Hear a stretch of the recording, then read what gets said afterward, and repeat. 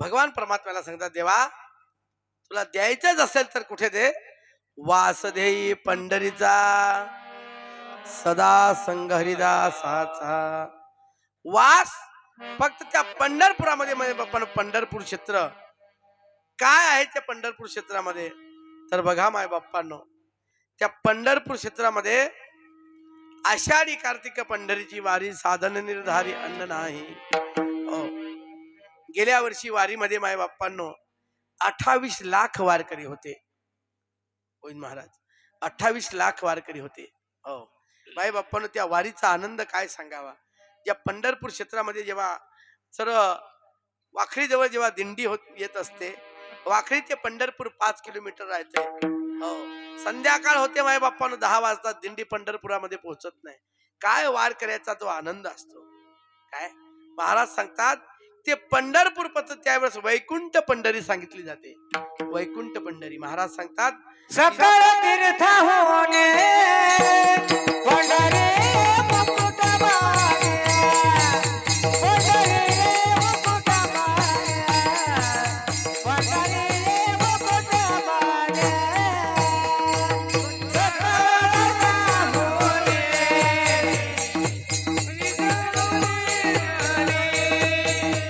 पंढरी मुकुट मागे,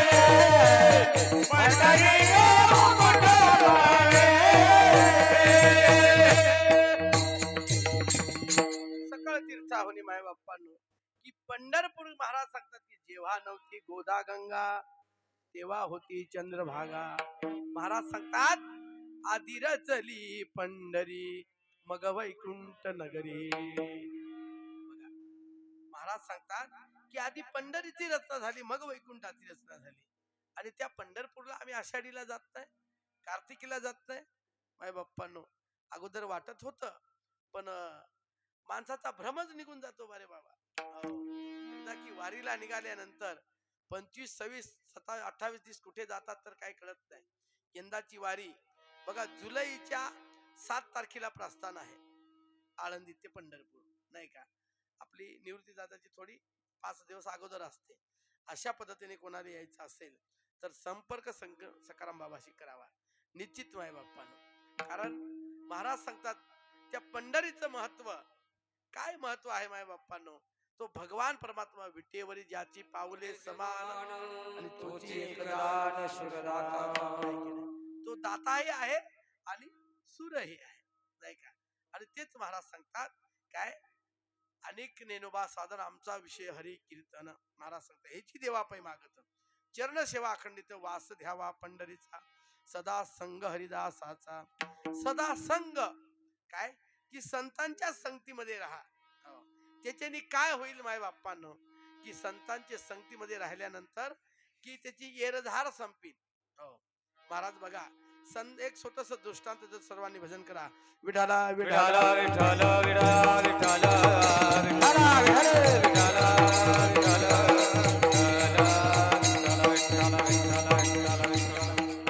संगतीचा परिणाम काय होतो बघा.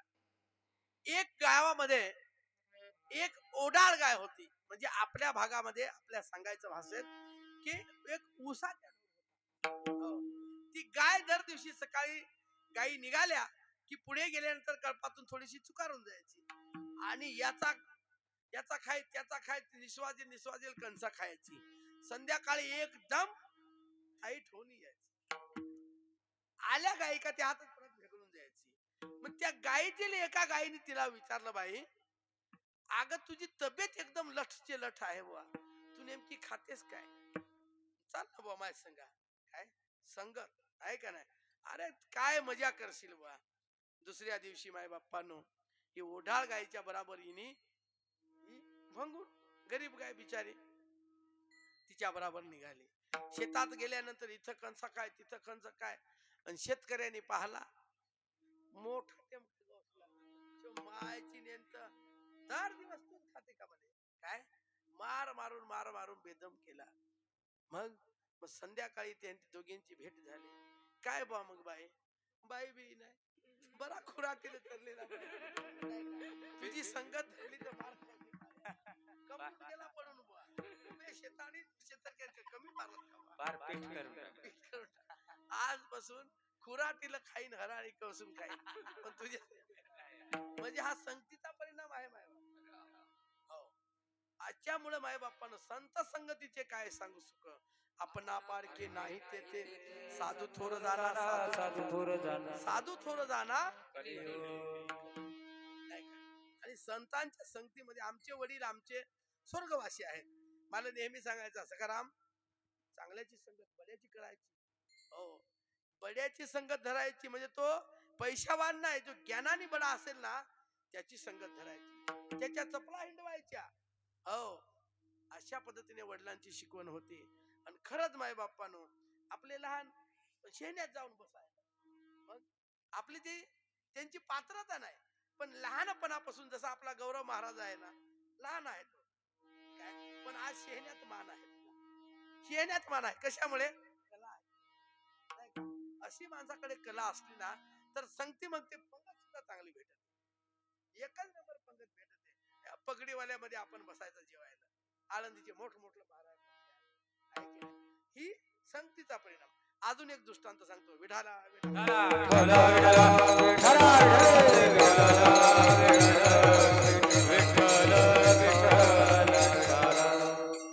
एका गावामध्ये आमच्या बारेबावासारखा एक मनुष्य होता. बाजारामध्ये गेला रोकड पाड्याला. बाजारामध्ये गेल्यानंतर एका बरणीवाल्याकडे गेला. त्याच्याकडे पुष्कळ बरण्या होत्या. त्याच्यातील 2 बरण्या घेतल्या. 2 बरण्या घेतल्यानंतर बरणीची किंमत विचारली काय किंमत आहे 5 रुपये 5 रुपयाला बरणी. ते 2 बरण्या घेतल्या 5 रुपयाच्या 10 रुपयाच्या 2 बरण्या. दोन्ही बरण्या घरी आणल्यानंतर काय केलं माहिती संगत बरं का आपला विषय कुठे आहे काय संगतीवरती विषय आहे. एका बरणीमध्ये ओरिजिनल तूप ओरिजिनल घी नाही का जे आज 1000 रुपये किलो मिळतंय ते एका बरणीत ठेवला.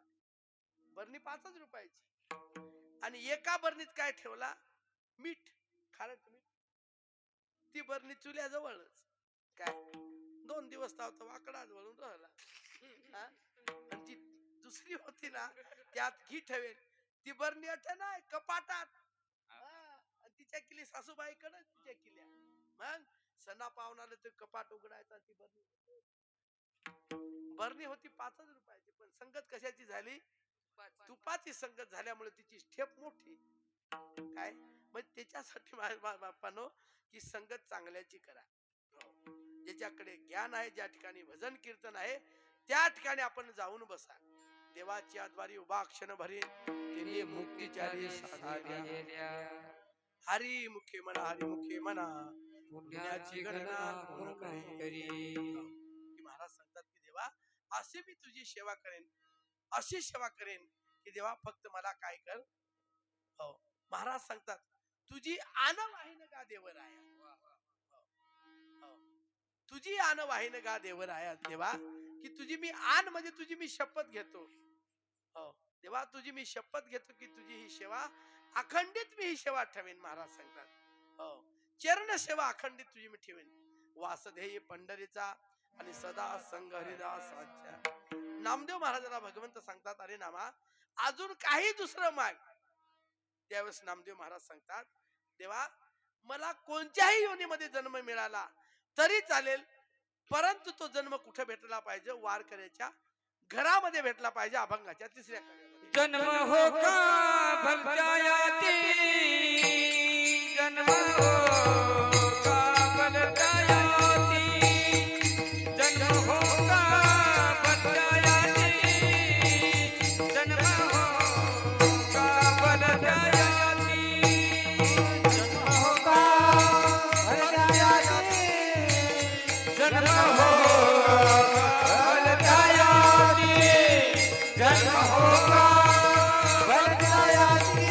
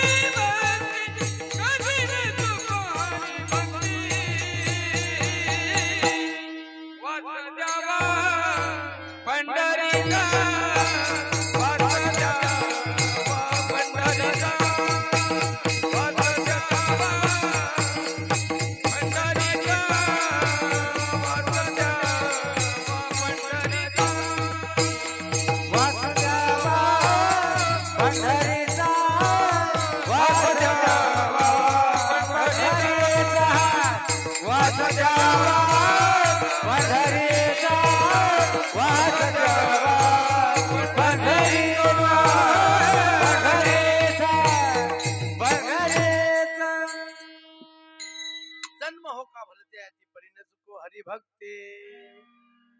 की माय बाप्पांनो, जीवनामध्ये आपल्या काहीच बरोबर येणार नाही. महाराज सांगतात जन्म हो का भलते अति. नामदेव महाराज सांगतात एखाद्याच्या वारकऱ्याच्या घरी मला कुत्र्याचा जन्म मिळाला तरी चालेल, पण त्या ठिकाणी माय बाप्पानं वास देई पंढरीचा सदा संघरिदासाचा. हो, जन्म हो का भलते अति माय बाप्पानं, तसं तुम्हा आम्हाला सुद्धा हा मनुष्य जन्म महाराज सांगतात दुर्लभम मनुष्य देहो देहोनम शनभंगुरा तत्रापि दुर्लभम अन्नो वैकुंठम प्रिय दर्शनम. हो, आज काय झालेलं आहे माय बाप्पानं, बरेचशे मंडळींना आळस आहे. देव काय भजन कीर्तन करून काय भेटणार आहे, नाही का. माय बाप्पानं महाराज सांगतात विषय विषयाचा पडी पाडू गोड प्रमार्थ लागे कडू कडू विषय तू गोड जीवेशी झाला. काय जर ज्या ठिकाणी भांडण असेल ना त्या ठिकाणी लगेच मंडळी जागी होऊन जाईल. जर कीर्तन सभला नठ जर गर्दी झाली ना तर आपल्या गावातले नाही पण रोकड पाड्याची पण काही मंडळी या बसले, काहीतरी पण पगार बारी झाला बरं का, मग गाडी पण लागणार. काय असं आहे माऊली सुद्धा, तिने माऊलीने आधीच आपल्याला जागृत केले. विषय विषयाचा पडी पाडू गोड परमार्थ हा कडू लागतो. काय कडू लागतो. जसं एखाद्याला सर्प चावलेला आहे, त्याला विष चढलेला आहे आणि विष चढल्यानंतर त्याला जर कडुलिंबीचा पाला दिला, त्यांनी जर सांगला काय की गोड लागत आहे बा, समजून घ्यायचा विष चढला आहे की नाही. काय माय बाप्पांनो, तशा पद्धतीने आज ही परिस्थिती झालेली आहे समाजामध्ये, नाही का. देव घ्या कोणी आयता आला घर चालून. पण आम्ही काय सांगतो, देव नाही, देव नाही. दुसरा काही वांगे बटाटे असतील तर घेऊ बुवा, देव थोडा नको, नाही का. माय बाप्पांनो, ज्याची आज काळाची गरज आहे माय बाप्पांनो, समाजामध्ये आज माय बाप्पांनो ज्याच्याकडे सांगतो नाही नाही नाही नाही आमचाच वारकरी आमचा संप्रदाय श्रेष्ठ, आज आपल्या वारकऱ्यांमध्ये सुद्धा खरा राहिला नाही. आमचा बाबा एकच नंबर, तुमच्या बाबाला काय येत, आमचे महाराज सारखा महाराज नाही, एकच नंबर, सगळं एकच नंबर मागत आहे. मग नेमकी 2 नंबरची यादीला कोण आहे का नाही. अरे बाबा, माय बाप्पानो, रात्री बाबाजींनी सांगितलं रामकृष्ण नामे हे दोन्ही सारखे आहेत, सगळं आहे, नाही का. काय कोणी पण असो माय बाप्पानो, बघा माय बाप्पानो, याच्यासाठी जीवनामध्ये रामायणामध्ये एक विषय आलेला आहे. एक छोटक्यात सांगतो की ज्या वेळेस सीतामाई भगवान परमात्मा घेऊन आले, राम राज्याभिषेक झाला, सगळीकडे आनंद आनंद झाला आणि त्या ठिकाणी राम प्रभूंनी 14 वर्षामध्ये ज्यांनी मला मदत केली त्यांना काहीतरी बक्षीस द्यावं मागून त्यांनी एक लिस्ट तयार केली. कोणी जास्त काम केलं असेल अशा पद्धतीने बघा ती लिस्ट तयार केली. नारद महर्षी एक दिवशी सहज त्या ठिकाणी फिरत फिरत निघाले. प्रभू रामचंद्राकडे आल्यानंतर प्रभूंनी सांगितलं, या नारद महर्षी या म्हणे, या उद्या आपल्याकडे बक्षीस समारंभाचा कार्यक्रम आहे म्हणे. काय निमित्त, 14 वर्षामध्ये ज्यांनी आपल्याला मदत केली त्या पद्धतीने त्यांना आपण बक्षीस देणार आहोत म्हणे. काही त्याची यादी आहे का म्हणे. म्हणे यादी आहे ना. यादी दिली, यादी बघितली तर नारद महर्षींनी ज्यावेळी यादी बघितली त्या यादीमध्ये हनुमंतरायाचं नावच नाही. नाव नसल्यामुळे हनुमंतरायाचं नाव नाही. नारद महर्षी थोडा खटकला, असा तर होणारच नाही, आहे की नाही, असा होणारच नाही. नारद महर्षी लगेच निघाले, आपल्या हनुमंतरायाकडे गेले.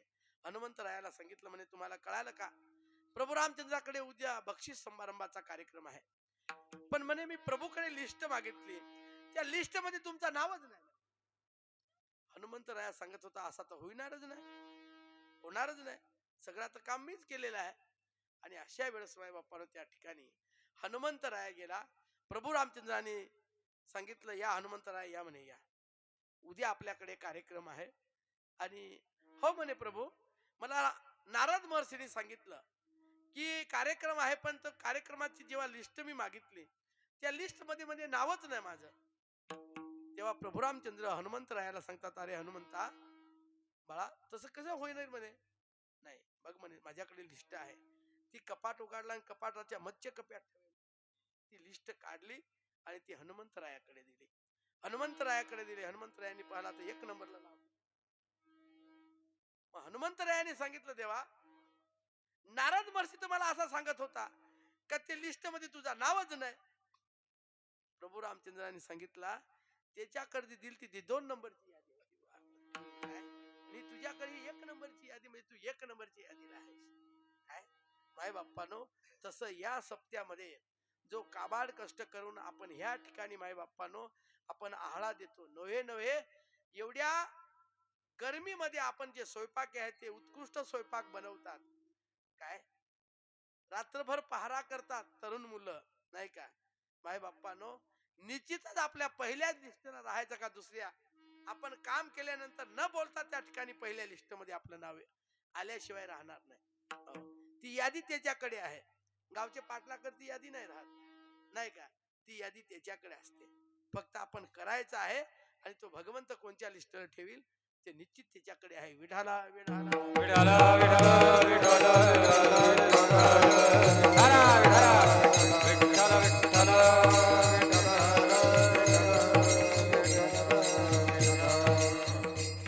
अशा पद्धतीने माय बाप्पाला आपला भाव पाहिजे. भाव भुकेला हरी करी तसे भक्ताची चाकरी, नाही का. नाथ महाराजांकडे कावडीने पाणी भरलं माय बाप्पानं, की ज्या वेळेस भगवान परमात्मा त्या ठिकाणी गिरजा आईची माय बाप्पाने एक दिवशी महाराज सांगतात की गिरजा आईचं लुगडं धुवून वाळत केलेलं होतं. ज्यावेळेस नाथ महाराज विचारतात गिरजे अगं लुगडं कोणी धुतलं. गिरजा आईने त्यावेळेस त्या मोलकरीणला विचारलं आज लुगडं कोणी धुतलं. त्यावेळेस मोलकरीण ती धोबीनबाई सुद्धा सांगते आज धुणं धुतलं नाही म्हणे. ते कोणी धुतलं माय बापानं, तो विश्वाचा मालक. असे भक्ताची या घरी घरी भक्ताची या घरी घरी असे भक्ताची घरी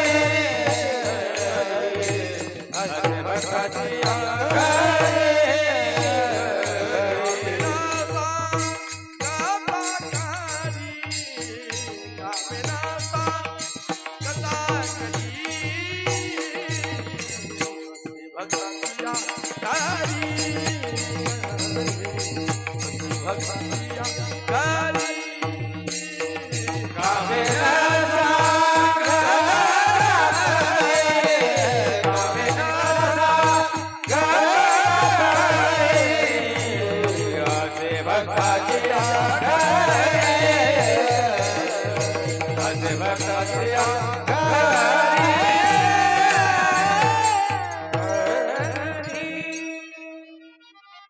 असे भक्तांची कामे न सांगत आहे, नाही का. भारुडवाला आलं पेटी मास्तरला एकदम म्हणजे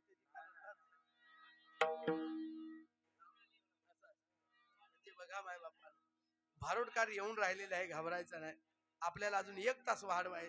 हा म्हणजे पहा 11चे पुढचा पाकिट वेगळा लागेल ना. चला विठाला विठाला विठाला विठाला विठाला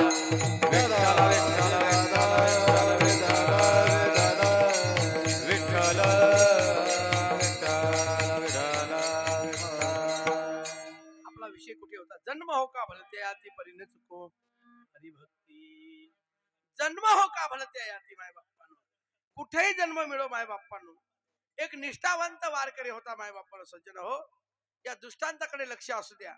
निष्ठावंत वारकरी असताना त्या वारकऱ्याने माय बाप्पानो नित्य वारी करावी.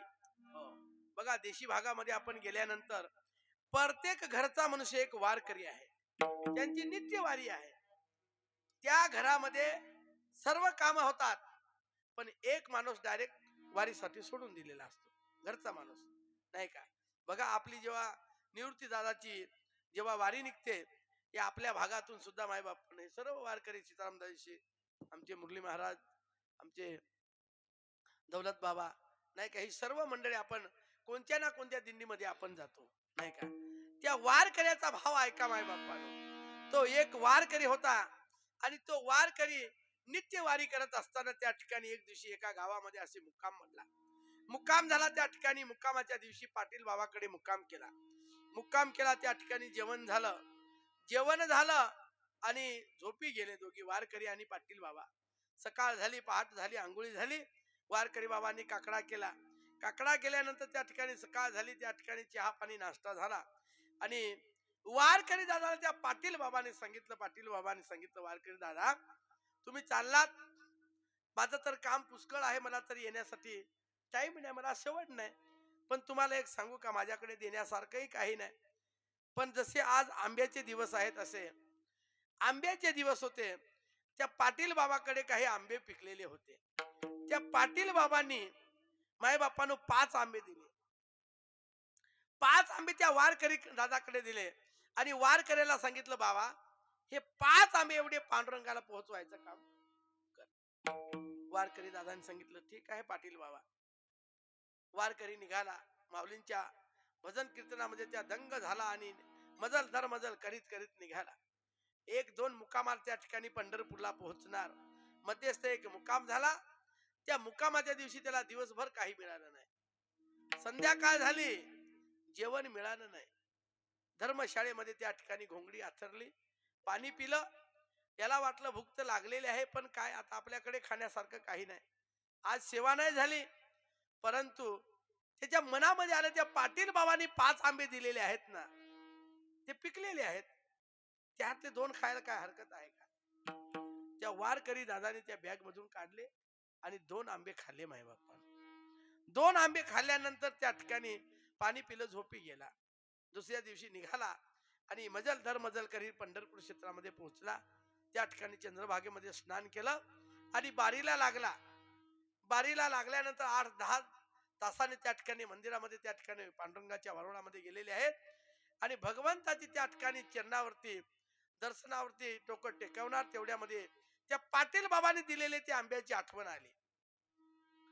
ते झोळीमधून आंबे काढले आणि 3 आंबे त्या ठिकाणी पांडुरंगाच्या चरणावरती ठेवून दिले. ठेवून दिल्यानंतर माझ्या बाप्पांनो, वारकरी दादा निघाला. आषाढी एकादशी झाली, द्वादशी झाली, त्रयोदशी झाली आणि परतीच्या मार्गेला जेव्हा वारकरी निघाला, 2-3 मुक्काम झाल्यानंतर त्या ठिकाणी ज्या पाटील बाबाकडे मुक्काम होता, त्याच पाटील बाबाकडे परत मुक्काम ठोकला. मुक्काम त्या ठिकाणी ठोकल्यानंतर दोघांनी गप्पा गोष्टी झाली, वारी कशी झाली, सगळं काही मस्त गप्पा झाल्या. जेवण केलं, झोपी गेले. परंतु झोपता झोपता यांनी पाटील बाबांनी विचारलं वारकरी दादाला, म्हणे वारकरी दादा, तुमच्याकडे मी 5 आंबे दिलेले होते, तेवढे पांडुरंगाला पोहोचले का? त्यांनी सांगितलं, तुम्हाला खरं सांगू का म्हणे, त्याच्यातले मी 2 आंबे खाल्लेले आणि 3 आंबे मी पांडुरंगाला दिले म्हणे. खरं बोलला. झोपी गेल्यानंतर त्या दिवशी त्या पाटील बाबाच्या स्वप्नामध्ये पांडुरंग परमात्म्याने सांगितलं, भगवंतानी मला फक्त 2च आंबे मिळाले, मला फक्त 2च आंबे मिळाले. सकाळ झाली, त्या ठिकाणी आंघोळी झाली, चहा पाणी झाला. पाटील बाबांनी सहज विचारलं वारकरी दादाला, वारकरी दादा, तुम्ही खरं खरं सांगा की पांडुरंगाला तुम्ही आंबे किती दिले? त्यांनी सांगलं, मी 3 आंबे दिलं, पण भगवंतानी मला रात्री स्वप्नात सांगितलं मला 2च मिळाले. काय नाही. पाटील बाबाच्या घरी त्या वारकरी दादाने थांब ठोकलं. त्या ठिकाणी याचा उत्तर घेतल्याशिवाय आपण इथून पुढे जायचा. दुसरा मुक्काम झाला. त्या दिवशी भगवंताने स्वप्नामध्ये सांगितलं, अरे जे 3 आंबे जे दिले ते ना, ते बडवे तसंच घेऊन गेलं, पण जे वारकऱ्यांनी जे 2 आंबे खाल्ले ते ना, तेच मला मिळाले. काय माय बाप्पांनो, देवाला फक्त भाव पाहिजे, त्याला फक्त भावाचा भुकेला आहे. काही काही काही एवढा लवाजमा मी करायचा नाही ना. काय फार म्हणजे काही माणसा सदऱ्याचे वरमाळा घालून हिंडत आहे नाही का. रात्री बाबाजींनी सांगितलं ना, कोरोना आला तर कोणी 1 डाला करता, 2 डाले करता, मग त्या मोहाची झाडा मारून टाकले आहे का नाही. ते डाल्याची गंतीच नाही. अरे माय बाप्पानो, तो भगवंत, माय बाप्पानो, तो भगवंत झोपलेला नाही, तो पाहतो. ज्याच्या त्याच्या हातामध्ये आहे कर्तव्याची नाही का. तो उघडा माय, तो रात्रंदिवस पाहत आहे आणि त्याच्यासाठी माय बाप्पानं आपली